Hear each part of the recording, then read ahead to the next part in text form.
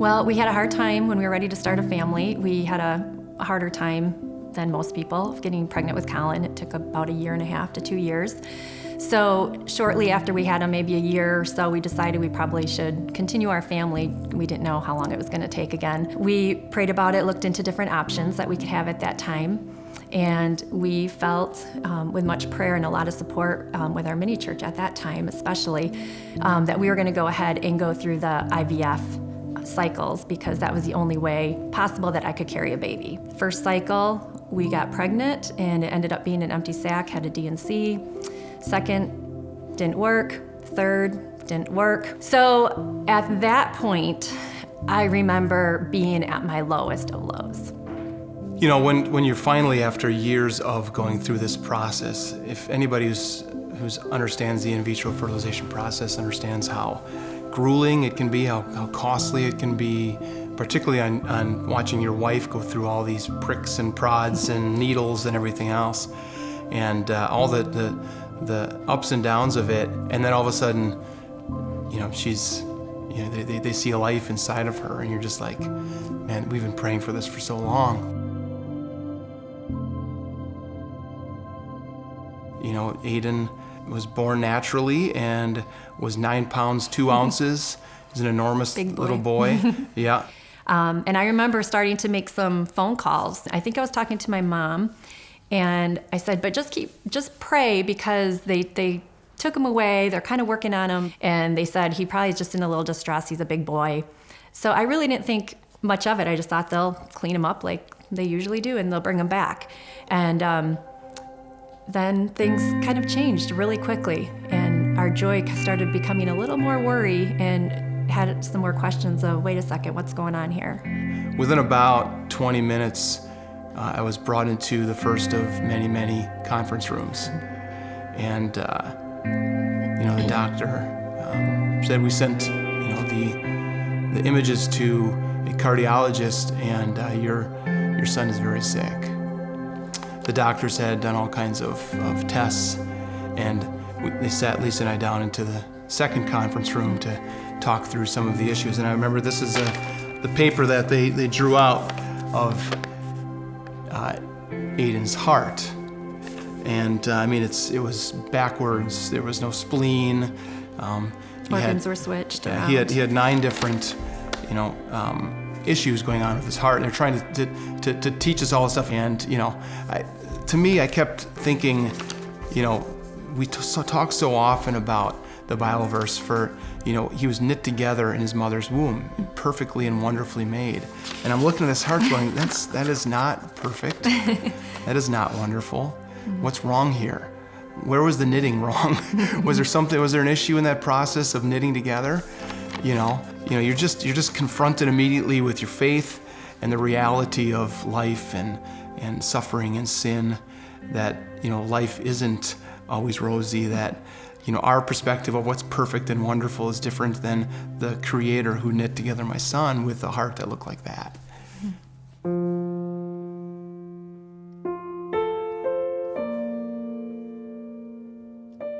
People would always ask me, you know, are you mad at God? You know, am I mad? Yes, I'm mad. I have to go through this. I don't think it's fair. I can't change it. I'm in it. So I just was not going to give up. And I truly believed with all my heart that we were going to see a miracle. We had people praying all over the world for him. Like, seriously, people we did not even know. And I was like, this is just us, you know, little people from Indiana, you know, just going through something that we didn't choose to. And God just flooded us with, I'm here for you.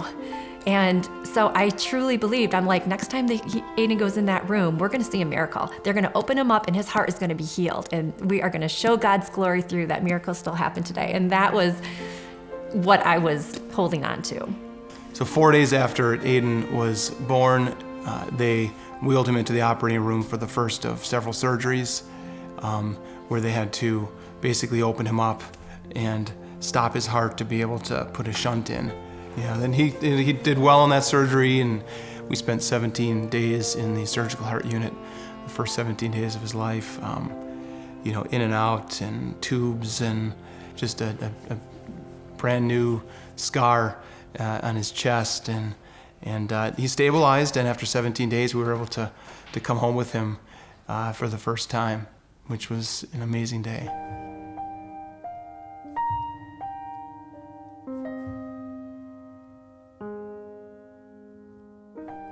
Between 5 and 6 months, he had to go back for another heart cath. Is when they put him under and they put the dye through the tube.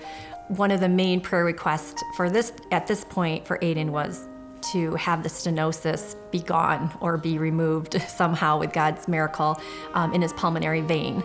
Dr. Husseini, I remember him calling us back earlier than it normally takes. And he said, I need to talk to you guys. And he pulled us in a room and sat us down, and he said, this is the hardest part of my job. We had to stop with a heart cath because we couldn't even get through. And it's not looking good. There's nothing more we can really do for him. And that news for us was almost like a death sentence right there. It almost like he told us right there that Aiden had died, because as much as we were hoping for that miracle, it looked like it wasn't gonna happen. He sat there, he cried with us, and just kind of gave us some time alone in that room. And I just remember us just sobbing. We just sat there and cried and hugged each other and cried because somebody just pretty much told us. I think we asked him, what are we looking at? And he said weeks to months, a few months at the most. Taking that all in, he had even advised, he's like, go visit your families, just do life like you normally would. We came home and we did exactly that. We went to Wisconsin on Mother's Day weekend. I remember that because I had a picture with my boys on Mother's Day weekend, and we were able to see family that hadn't been able to come down and see them, and people that we've been praying for them in the church, and it was just a really great weekend. It felt normal. I remember it was that Saturday night, just really started getting agitated again, and things just kind of started just going downhill from there. You could just see he just wasn't himself. He just wasn't having that fight in him like he used to. And so we decided to bring him in that night. I remember the Dr. Husseini, one of the cardiologists, came in, and suddenly they were bringing in carts and asking us to leave. And I was, looking at Lisa going, what do I do here? And I remember, I remember Aiden looking up at me. They set him on his back, and his head was kind of back because they were going to intubate him. And he's looking up at his dad, like.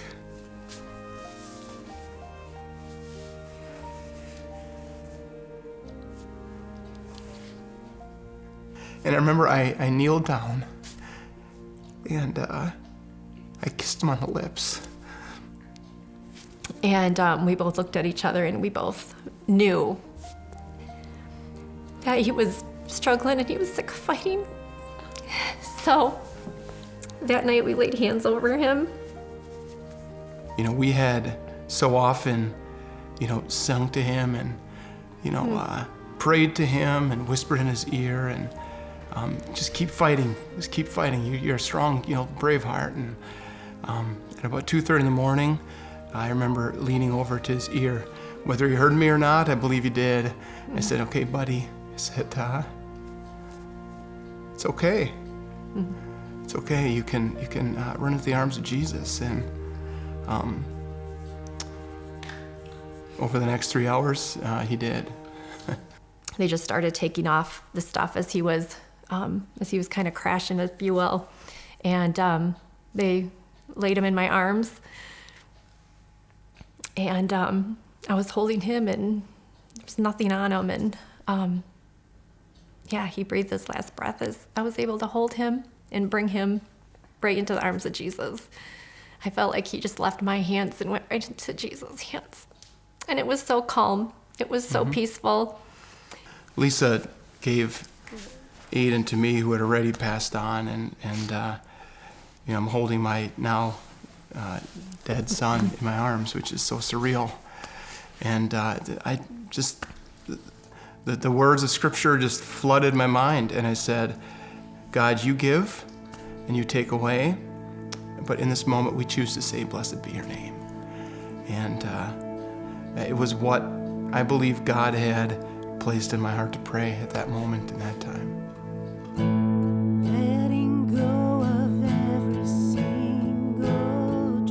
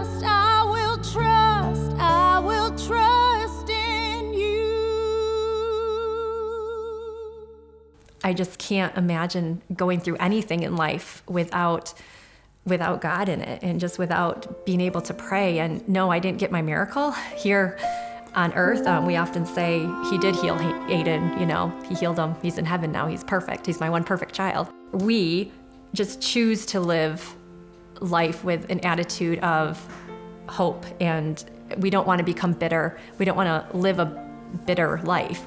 We often talk about our lives being a story, that Scripture is a story, it's a narrative that we get to enter into. Our stories intersect with Scripture.